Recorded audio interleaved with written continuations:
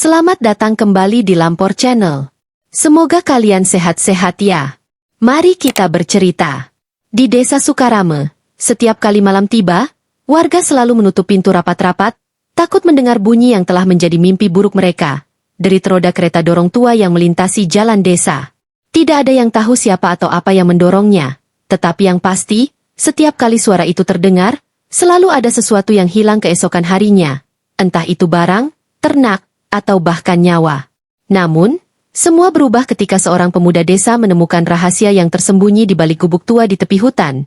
Sebuah rahasia yang mengungkap dosa kelam desa itu sendiri. Apa yang mereka sembunyikan? Dan mengapa arwah pemulung itu tidak pernah pergi?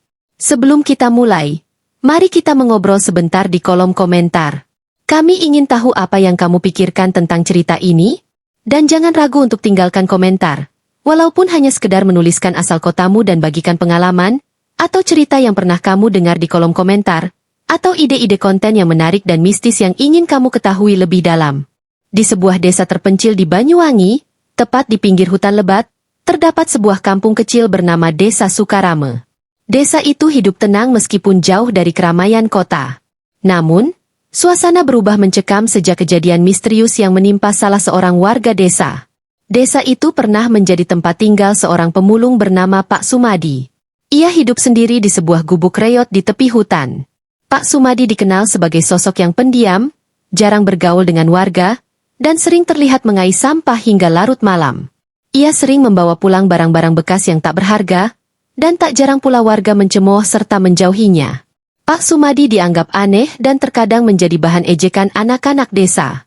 Namun, tak ada yang tahu bahwa hidupnya penuh kesedihan akibat kehilangan keluarganya dalam sebuah kecelakaan bertahun-tahun silam. Hingga suatu malam, Pak Sumadi ditemukan tewas mengenaskan di gubuknya. Tubuhnya penuh luka dan terdapat bekas cekikan di lehernya. Warga mengira ia tewas karena binatang buas. Tapi beberapa saksi mengatakan mereka mendengar suara jeritan dan tangis sebelum kematiannya.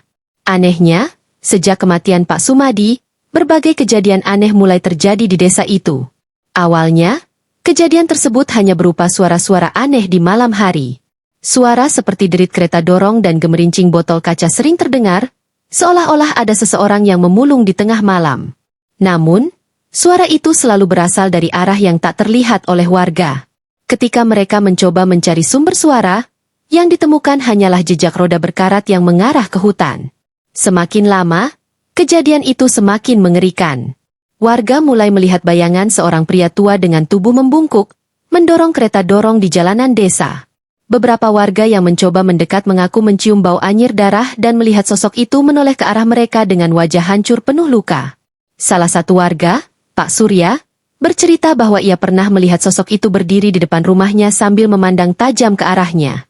Aku tahu kau ada di sini. Pak Surya mendengar suara berat bergema di telinganya, meski sosok itu tetap diam. Setelah itu, ia jatuh sakit selama berminggu-minggu tanpa alasan yang jelas. Kejadian yang paling menggemparkan terjadi pada malam Jumat Kliwon. Seorang remaja bernama Roni yang baru pulang dari warung kopi tiba-tiba lenyap tanpa jejak. Esok harinya, warga menemukan kereta dorong tua di tepi sungai, dengan bekas darah yang masih segar di atasnya. Tak jauh dari situ, terdapat tumpukan barang-barang bekas yang diakui warga sering dikumpulkan oleh Pak Sumadi semasa hidupnya. Namun, tubuh Roni tak pernah ditemukan.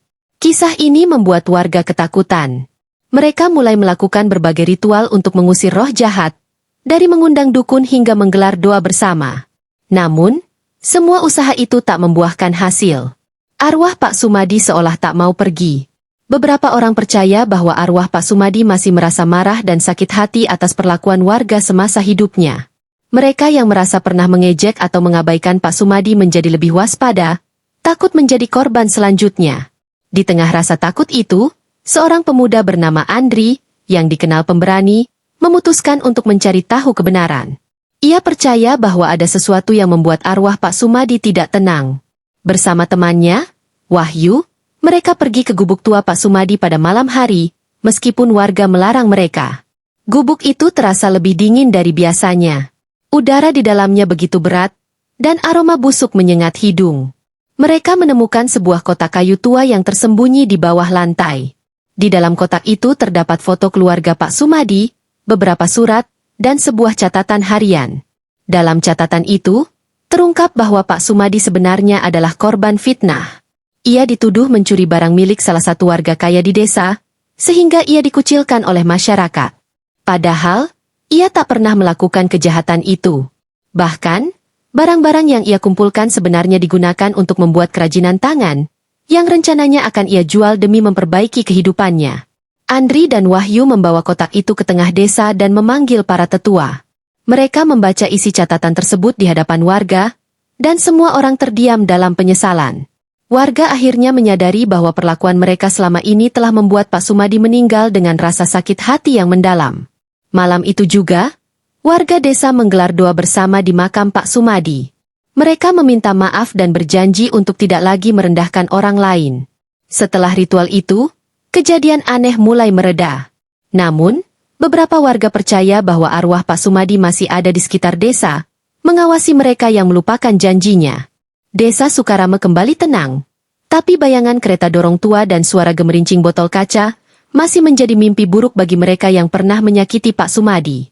Arwahnya mungkin telah tenang, tapi kenangan tentangnya tetap hidup, menjadi pengingat bagi semua orang bahwa setiap jiwa memiliki cerita dan harga diri yang harus dihormati. Setelah kejadian itu, warga desa Sukarame menjalani kehidupan dengan lebih berhati-hati. Mereka menjaga ucapan dan perlakuan terhadap sesama, takut memancing kemarahan arwah Pak Sumadi yang dipercaya masih mengawasi mereka. Namun, meski desa terlihat tenang di siang hari, beberapa warga mulai melaporkan kejadian aneh yang mereka alami di malam hari. Bu Sarti, seorang penjual jamu, mengaku melihat kereta dorong tua tergeletak di depan rumahnya saat ia bangun untuk sholat malam. Kereta itu penuh dengan barang-barang bekas yang sudah berkarat, dan di atasnya ada segelas jamu yang ia jual sehari sebelumnya. Namun, begitu ia mendekat, kereta itu menghilang seolah-olah ditelan bumi. Pak Joyo, seorang petani yang tinggal di dekat hutan, mendengar suara seseorang memanggil namanya dari balik pepohonan. Ia mencoba mengabaikannya, tapi suara itu semakin keras hingga membuat bulu kuduknya meremang. Ketika ia memberanikan diri untuk melihat, ia melihat bayangan seorang pria membungkuk, memungut sesuatu dari tanah. Namun, ketika Pak Joyo mendekat, sosok itu menoleh, memperlihatkan wajah yang penuh luka dan mata kosong yang menatap tajam ke arahnya. Aku hanya ingin apa yang seharusnya milikku kembali. Suara itu terdengar jelas meskipun bibir sosok tersebut tidak bergerak. Pak Joyo berlari ketakutan, meninggalkan cangkul dan alat pertaniannya di ladang. Esok harinya, warga menemukan cangkul Pak Joyo dalam keadaan bengkok, dengan bekas darah kering di ujungnya. Cerita-cerita ini membuat warga desa kembali dihantui ketakutan. Beberapa dari mereka mulai menghubungkan kejadian itu dengan kotak kayu yang ditemukan Andri dan Wahyu di gubuk Pak Sumadi. Kotak itu kini disimpan di balai desa, dijaga ketat oleh tetua dan beberapa warga. Ada yang percaya bahwa kotak tersebut adalah benda yang membuat arwah Pak Sumadi tetap terikat di dunia ini. Andri, yang sejak awal berusaha mencari solusi, merasa bertanggung jawab atas apa yang terjadi. Ia memutuskan untuk kembali mencari petunjuk. Bersama Wahyu, ia pergi ke makam Pak Sumadi pada tengah malam. Mereka membawa kotak kayu itu, berharap bisa melakukan sesuatu untuk menghentikan teror yang terus berlanjut. Malam itu, bulan purnama bersinar terang. Suasana di sekitar makam begitu sunyi, hanya suara angin yang berdesir di antara pepohonan. Andri dan Wahyu meletakkan kotak kayu itu di atas makam dan mulai membaca doa. Namun, tiba-tiba, suasana berubah mencekam. Udara menjadi dingin, dan suara gemerincing botol kaca terdengar dari segala arah. Dari bayangan pepohonan, muncul sosok Pak Sumadi. Wajahnya penuh luka, dengan mata yang terlihat seperti lubang hitam kosong. Ia menatap Andri dan Wahyu dengan tatapan tajam, membuat keduanya gemetar ketakutan. Namun, Andri memberanikan diri untuk berbicara. Pak, kami di sini untuk meminta maaf atas semua yang telah terjadi. Kami tahu warga telah berbuat salah pada Bapak. Tolong beritahu kami apa yang harus kami lakukan agar Bapak tenang. Sosok itu diam sejenak, lalu menunjuk ke arah kotak kayu. Suara berat bergema di telinga mereka. Kembalikan kehormatanku. Andri terdiam, berusaha memahami maksudnya. Ia kemudian teringat bahwa nama Pak Sumadi telah tercoreng akibat tuduhan mencuri. Andri menyadari bahwa cara satu-satunya untuk menghentikan teror ini adalah dengan membersihkan nama baik Pak Sumadi di depan seluruh warga desa. Esok harinya, Andri mengumpulkan warga di balai desa. Ia membawa kotak kayu dan menceritakan kembali isi catatan harian Pak Sumadi. Ia juga menunjukkan barang-barang bukti yang menunjukkan bahwa Pak Sumadi tidak bersalah. Dengan penuh penyesalan, warga sepakat untuk mengadakan upacara adat untuk menghormati Pak Sumadi dan memulihkan nama baiknya. Upacara itu dilakukan di tengah desa, dihadiri oleh semua warga. Mereka membawa sesaji dan membaca doa bersama. Pada akhir upacara, kotak kayu milik Pak Sumadi dibakar, melambangkan pelepasan segala beban yang mengikat arwahnya. Setelah itu, suasana di desa Sukarame perlahan kembali normal. Suara-suara aneh dan penampakan kereta dorong tidak lagi muncul. Namun, warga tetap mengingat kisah ini sebagai pelajaran berharga. Mereka menyadari bahwa menghormati sesama, terutama mereka yang lemah, adalah kewajiban yang harus selalu dijaga. Meskipun teror itu telah berakhir, cerita tentang Pak Sumadi tetap hidup di desa Sukarame. Ia menjadi legenda yang diceritakan dari generasi ke generasi, mengingatkan semua orang bahwa setiap tindakan memiliki konsekuensi, baik di dunia ini maupun di dunia setelahnya. Bulan berganti, kehidupan di desa Sukarame tampak kembali seperti sedia kala. Namun, di balik ketenangan itu, ada beberapa warga yang masih merasa bahwa sesuatu belum sepenuhnya selesai. Mereka mengaku masih mendengar suara samar-samar di malam hari, bukan lagi suara kereta dorong, melainkan tangisan lirih dan rintihan kesedihan. Andri, yang menjadi tokoh penting dalam mengungkap kebenaran tentang Pak Sumadi, merasa gelisah. Ia yakin bahwa meskipun arwah Pak Sumadi tidak lagi marah, ada sesuatu yang belum tuntas. Terlebih lagi, mimpi aneh mulai menghantui Andri. Dalam mimpinya, ia selalu berada di tengah hutan gelap, dikelilingi suara gemerisik dedaunan dan bayangan samar Pak Sumadi. Sosok itu tidak lagi menyeramkan, tetapi tampak penuh kesedihan. Aku tidak sendiri, suara itu bergema di telinga Andri dalam mimpi. Mimpi itu terus berulang setiap malam, sampai akhirnya Andri memutuskan untuk mencari tahu apa maksud dari pesan tersebut. Ia mendatangi Wahyu dan menceritakan mimpinya. Wahyu, meskipun awalnya ragu, setuju untuk membantu Andri. Mereka memutuskan untuk kembali ke hutan, tempat di mana gubuk tua Pak Sumadi berada, berharap menemukan petunjuk lebih lanjut. Malam itu, mereka berdua membawa senter dan perlengkapan sederhana. Udara dingin dan suara binatang malam menyelimuti perjalanan mereka. Saat mereka tiba di gubuk tua, tempat itu terasa lebih sunyi daripada biasanya, seolah-olah hutan menahan napas. Gubuk itu kini hampir sepenuhnya runtuh, ditelan oleh alam. Namun, di sudut gubuk, mereka menemukan sesuatu yang aneh. Ada tumpukan barang-barang bekas yang terlihat lebih baru dibandingkan dengan sisa-sisa gubuk lainnya. Barang-barang itu tampak seperti baru saja diletakkan di sana, meskipun tidak ada seorang pun yang tinggal di sekitar tempat itu. Di antara barang-barang tersebut, mereka menemukan sebuah kotak kecil yang terkunci rapat. Andri dan Wahyu membawa kotak itu kembali ke desa untuk dibuka. Dengan bantuan Pak Joyo, yang memiliki alat untuk membuka kunci tua, mereka berhasil membuka kotak tersebut. Isinya membuat mereka semua terkejut. Di dalamnya terdapat beberapa foto keluarga Pak Sumadi yang berbeda dari yang pernah mereka lihat sebelumnya. Foto-foto itu menunjukkan seorang wanita dan seorang anak kecil, istri dan anak Pak Sumadi, yang sebelumnya tidak pernah disebutkan dalam catatan harian yang mereka temukan. Namun, yang paling mengerikan adalah surat yang ada di dalam kotak itu. Surat itu ditulis oleh Pak Sumadi dan ditujukan kepada seseorang bernama Pak Sarwan, salah satu tetua desa yang dulu sangat berpengaruh. Dalam surat itu, Pak Sumadi menuduh Pak Sarwan sebagai dalang di balik tuduhan pencurian yang menimpa dirinya. Lebih dari itu, surat itu juga mengungkap bahwa istri dan anak Pak Sumadi hilang secara misterius setelah insiden tersebut. Andri dan Wahyu merasa bahwa ini adalah alasan mengapa arwah Pak Sumadi masih belum tenang. Mereka mendatangi Pak Sarwan untuk menanyakan kebenaran surat tersebut. Awalnya, Pak Sarwan menyangkal semuanya. Namun, setelah didesak, ia akhirnya mengakui bahwa ia memang pernah memfitnah Pak Sumadi untuk kepentingan pribadi. Aku takut dia akan menggugat tanah yang kini menjadi milikku. Jadi, aku membuat cerita bahwa dia mencuri barang-barang milik warga. Aku tidak tahu ini akan berakhir seperti ini, ujar Pak Sarwan dengan wajah penuh rasa bersalah.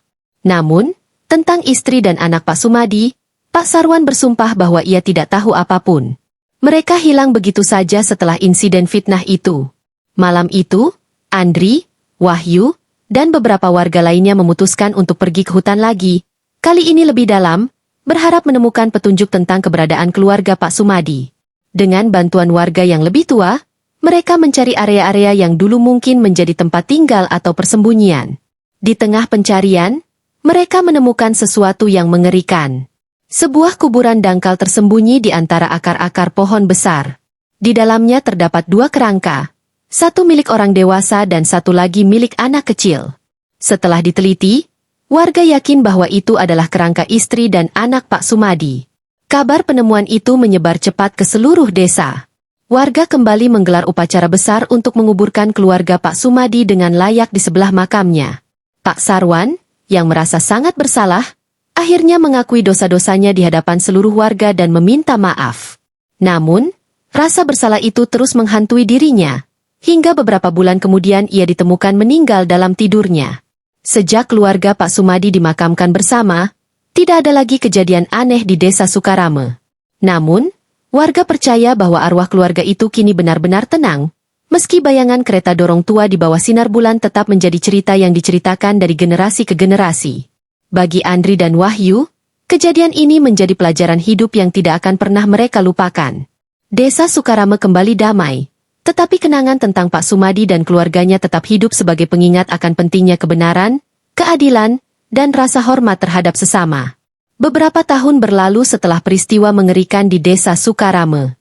Kehidupan warga mulai kembali normal, tetapi cerita tentang Pak Sumadi dan keluarganya masih sering dibicarakan. Namun, kepercayaan warga bahwa semuanya telah selesai kembali diuji ketika sebuah kejadian tak terduga terjadi.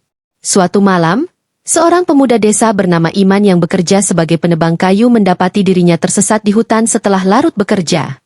Iman tahu seluk-beluk hutan itu dengan baik, tetapi malam itu semuanya terasa berbeda. Jalan setapak yang biasa ia lewati seolah-olah hilang, tergantikan oleh kabut tebal dan suasana sunyi yang tidak wajar. Ketika mencoba mencari jalan keluar, Iman melihat sebuah cahaya redup di kejauhan. Ia mendekati sumber cahaya itu dengan harapan menemukan bantuan, tetapi yang ia temukan justru sebuah gubuk tua yang tampak seperti baru direnovasi. Itu adalah gubuk yang dulu menjadi tempat tinggal Pak Sumadi, tetapi sekarang berdiri kokoh dengan dinding kayu yang terlihat baru dan bersih. Iman merasa merinding, tetapi rasa penasaran mendorongnya untuk mengetuk pintu gubuk itu. Namun, sebelum ia sempat mengetuk, pintu terbuka dengan sendirinya, mengungkapkan sebuah ruangan gelap dengan hanya sebuah lentera yang menggantung di tengah-tengah. Di dalam, ia melihat kereta dorong tua dan tumpukan barang-barang bekas, persis seperti yang dikumpulkan Pak Sumadi semasa hidupnya. Iman memanggil, tetapi tidak ada jawaban. Ketika ia hendak melangkah pergi, sebuah suara berat dan dingin menggema di ruangan itu. "Kenapa kau di sini?" Iman terdiam, tubuhnya gemetar. Ia berbalik dan melihat bayangan samar seorang pria membungkuk, memegang kereta dorong. Sosok itu bukan lagi Pak Sumadi, tetapi lebih menyerupai seseorang yang berbeda, lebih muda, lebih kuat, namun dengan wajah yang penuh amarah. Aku tersesat," jawab Iman tergagap. Sosok itu tidak menjawab. Ia hanya menunjuk ke arah dinding gubuk, di mana sebuah tulisan aneh tiba-tiba muncul. Tulisan itu berbunyi, "Jangan ulangi kesalahan yang sama." Seketika, angin kencang berhembus dari dalam gubuk, mendorong Iman keluar hingga ia jatuh ke tanah. Ketika ia bangkit, gubuk itu menghilang, hanya menyisakan tanah kosong dan beberapa jejak roda kereta dorong yang mengarah ke dalam hutan. Iman kembali ke desa dengan ketakutan yang membekas di hatinya. Ia menceritakan pengalamannya kepada warga, tetapi tidak ada yang mempercayainya. Mereka menganggap itu hanya halusinasi akibat kelelahan. Namun, beberapa hari kemudian, kejadian serupa dialami oleh warga lainnya. Kali ini, seorang perempuan tua bernama Bu Marni, yang mengaku melihat bayangan pria muda dengan kereta dorong di belakang rumahnya, menatapnya dengan penuh amarah. Desa Sukarame kembali diliputi rasa cemas. Warga mulai menduga bahwa arwah yang kini menghantui mereka bukan lagi Pak Sumadi, tetapi seseorang yang memiliki hubungan dengan masa lalunya. Andri, yang kini telah menikah dan tinggal di desa tetangga, mendengar kabar ini dan memutuskan untuk kembali ke Sukarame. Ia merasa bertanggung jawab untuk menyelesaikan masalah ini, seperti yang pernah ia lakukan sebelumnya. Setelah berbicara dengan beberapa warga, Andri mencoba menyusun kembali potongan-potongan cerita yang selama ini tersembunyi. Ia teringat akan sesuatu yang aneh dalam surat Pak Sumadi, sebuah kalimat yang berbunyi, Aku tahu siapa yang mengambil segalanya dariku, tetapi dia tidak akan berhenti sampai semuanya hancur. Andri mulai menduga bahwa sosok baru ini mungkin memiliki hubungan dengan orang-orang yang pernah menyakiti Pak Sumadi. Mungkin bahkan seseorang yang bertanggung jawab atas hilangnya istri dan anaknya. Ia mengajak Wahyu untuk menyelidiki lebih dalam, kali ini dengan mengunjungi makam tua di tepi hutan yang dianggap keramat oleh warga. Malam itu, mereka membawa lentera dan sesaji sebagai bentuk penghormatan. Di makam tua itu, mereka menemukan sesuatu yang mengejutkan. Sebuah batu nisan yang rusak, dengan nama yang hampir tidak terbaca. Namun, setelah membersihkannya, mereka membaca nama, Sarwan. Pak Sarwan? Tanya Wahyu dengan nada bingung. Bukannya dia sudah dimakamkan di pemakaman umum? Andri terdiam, merasa ada yang tidak beres. Ia mulai menyadari bahwa kematian Pak Sarwan mungkin bukan akhir dari dosanya. Sosok arwah baru ini mungkin adalah bagian dari kutukan yang diwariskan oleh dendam lama. Tiba-tiba, suara gemerincing botol kaca terdengar dari balik pepohonan. Lentera yang mereka bawa berkedip-kedip, dan angin dingin mulai berhembus. Dari kegelapan, muncul sosok pria muda dengan wajah penuh luka, menatap mereka dengan tatapan tajam. Aku di sini untuk mengambil apa yang menjadi hakku, katanya dengan suara parau yang memecah keheningan malam. Andri dan Wahyu hanya bisa berdiri terpaku, menyadari bahwa teror ini jauh dari selesai. Sesuatu yang lebih besar dan lebih gelap sedang mengintai desa Sukarame, membawa bayang-bayang dosa masa lalu yang tak kunjung hilang.